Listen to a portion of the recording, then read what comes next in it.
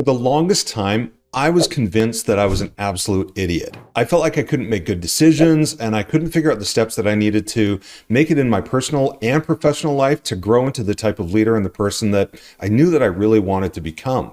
Literally, I stayed stuck in this doing okay stage in my life and my profession for a really long time because I was just so focused on what was right in front of me. And I never really considered how to get out of that place.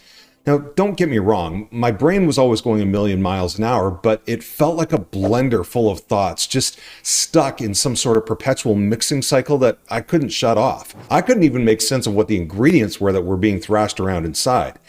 Because I couldn't organize my thoughts, I wasn't able to plan my career or figure out how to grow in life. Then I came across a quote that really changed the way that I think about strategic thinking.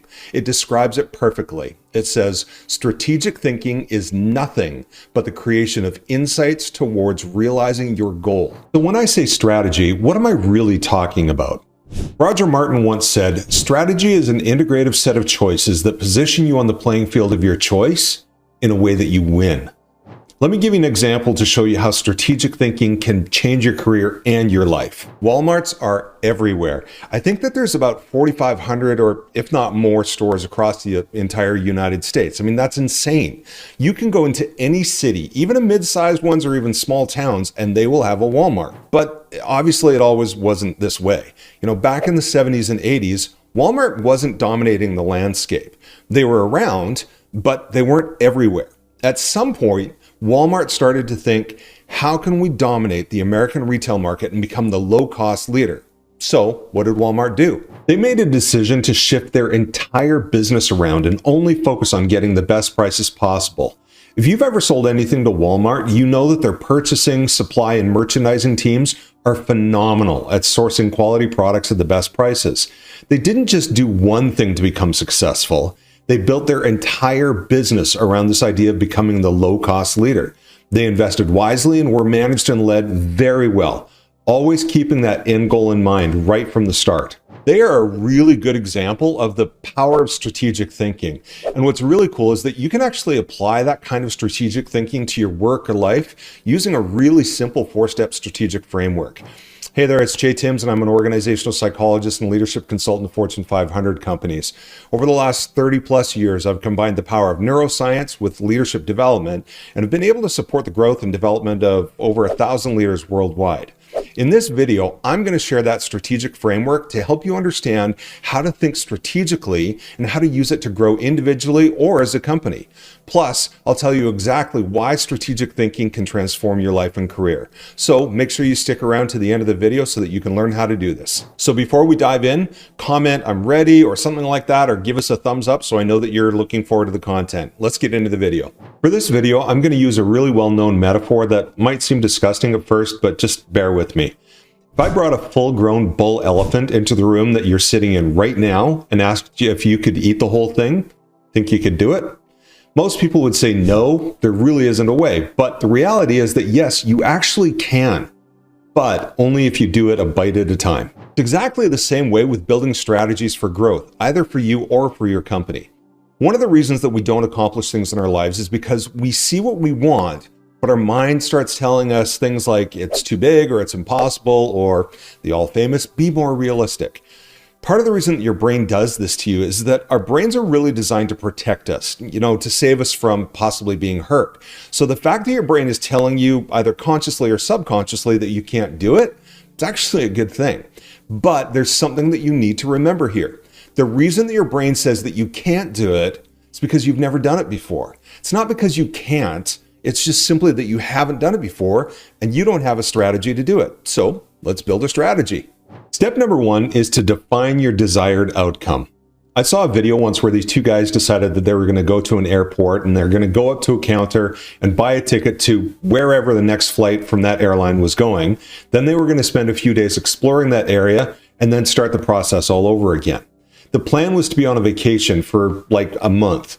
They went to some really crazy places. I mean, tiny little towns in the backwoods of America to places like France and Greece. Sounds like a lot of fun if you have the money, time, and guts to go on a vacation like that, but That's not a very good strategy for growing personally or building your company. Most growth strategies fail because they don't have a clear definition of what the end goal is. I have one client who eventually joined our Boardroom program, but in the discovery call, he said that his goal was to become a better leader, which is great. But my follow-up question was, what does that mean to you? His response was, I just want to become a better leader because I know that I'm missing stuff right now.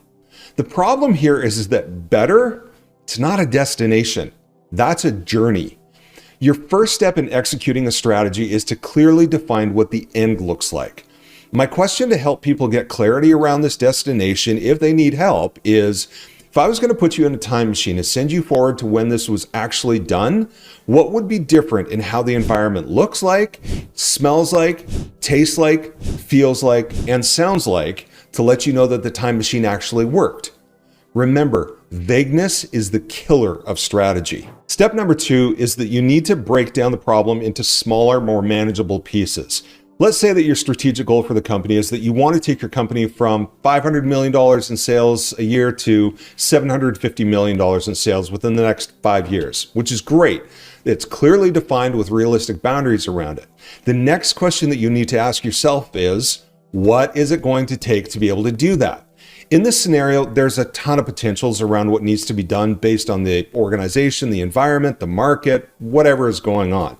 So I'm just going to pick 3 that have been kind of common in the companies that I've helped to accomplish a goal like this. To do this, you're going to need to be able to, number 1, you got to increase the productivity. So you got to get people making more products, or you need to increase the number of SKUs that you have. The reason that you need to do this is because you can't get those sales without more products. And so what do you need to do to be able to either increase the production of your products or expand the number of SKUs? Well, maybe you need to buy more equipment.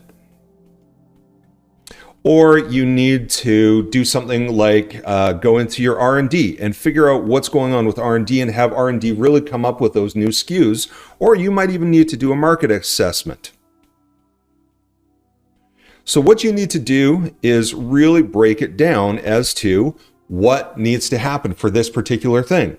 Number 2 may be that you need to increase your staffing levels, because you can't do more if you don't have more staff. So what does that mean you need to do? Well, first of all, you need to define the number of staff. How many staff do you actually need to be able to accomplish this? Number 2 is your systems for training. You need to be really good with the systems. Another thing you need to do is you need to increase the number of leaders, because the more staff, the more leaders that you need. And then a third example of what you might need to do to be able to accomplish this increase in sales is you might need to take a look at your supply chain. You may have to, and if you can read this, you're really good. You might have to buy more trucks. You might have to get better software. And you might even need to do things like increase the number of suppliers who are producing the raw product for you. I mean, yours may be different, but really for you, it's really critical for you to dig deep into what it's going to take for you to accomplish those goals. And once you've done all of that, the next step, step number 3, is to build out a timeline. If you're looking at this and you recognize that we need to get more equipment, do better R&D, market assessment, etc., just create a timeline. And you can do this literally on a napkin, which I wouldn't suggest, but there's also software that can do this with you. So you build a timeline. This is today. This is 5 years from now. And you ask yourself, all right, in 1 year from now, to be able to accomplish what we're asking ourselves to do, what do I need to have done in 1 year?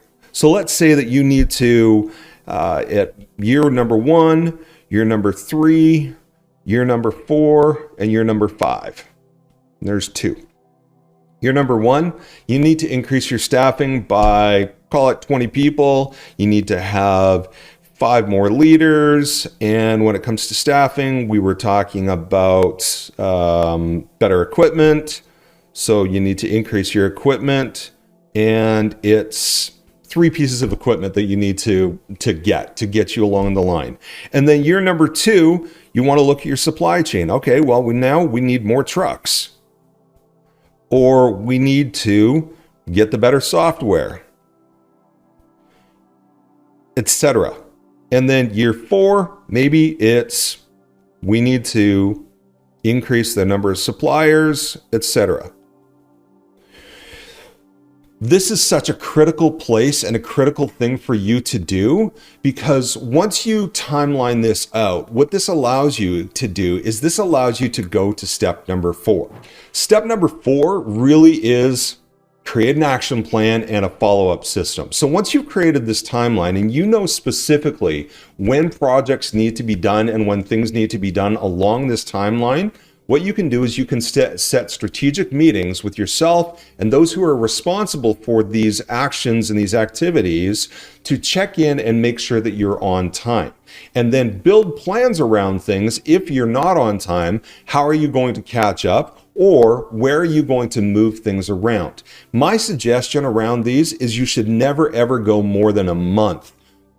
If you have a 5-year plan, you should never go more than a month without having a strategic plan and asking the simple question, how are we doing on accomplishing this goal? Listen, beyond following the strategic framework to grow your career or to create organizational growth and achieve what you want out of life, there are a lot of things that you need to consider. I know. You feel like you don't have enough time to invest in your own growth because you're constantly busy trying to keep up with the demands of your job.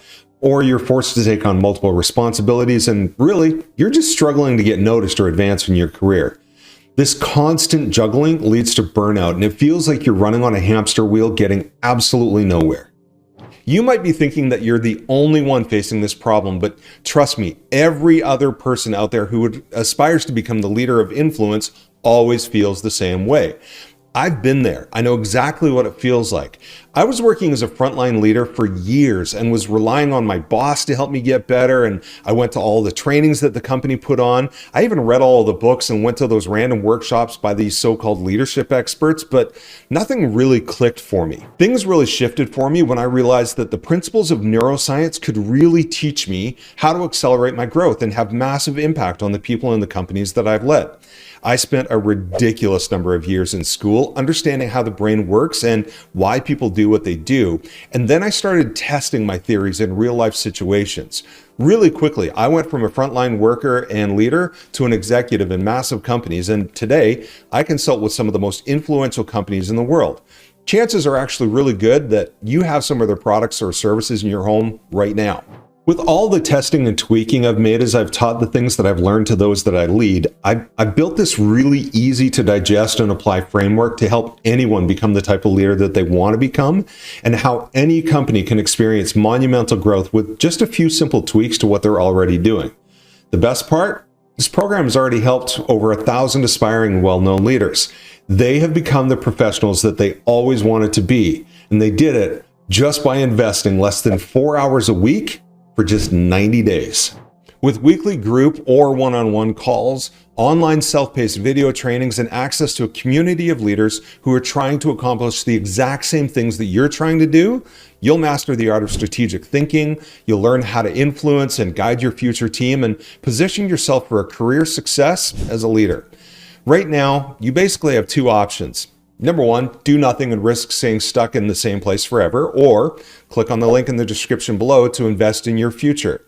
You can get instant access to the community and get started for just $100, which is really cheaper than a dinner out with your family. So the decision's yours. Don't forget to subscribe. I'll be dropping some exclusive strategies just for you that you won't see anywhere else to excel in work. And let's stay in touch. You can find me on Instagram and LinkedIn. The links are in the description below as well. Love you guys, and I'll talk to you in the next video.